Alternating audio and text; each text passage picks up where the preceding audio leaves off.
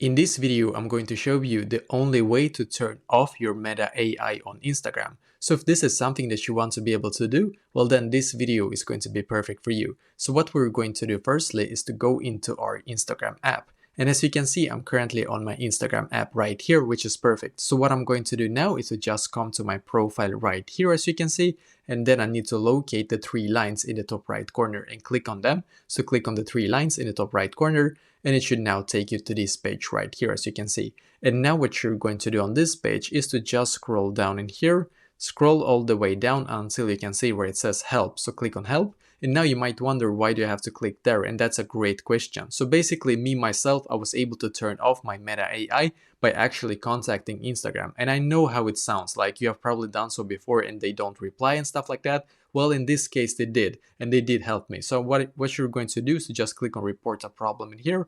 Now, once again, click on report a problem, click on include and continue, and now you should be taken here, as you can see. And now you're going to write like this to the support. I want to turn off my Meta AI on my Instagram account. Please help me with this. So this is basically what you need to write. I want to turn off my Meta AI on my Instagram account. Please help me with this. And then click on send in the top right corner. And then what you're going to do is to just close your Instagram app, and you're going to go into the App Store if you have an iPhone, or Google Play Store if you have an Android.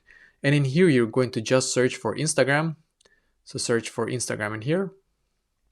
Just a second, I'm going to show you. Scroll down and you can see the update button in here, right? So I'm going to click on the update button in here. And if you don't have an update button yet, don't worry, you can actually wait like 24, sometimes even 48 hours for the Facebook support, or rather Instagram support, sorry, to be able to actually see this, that you have submitted them this kind of like request basically. And then go into your App Store, search for Instagram, and then click on the update button right here. So hopefully this will be able to actually fix this problem for you.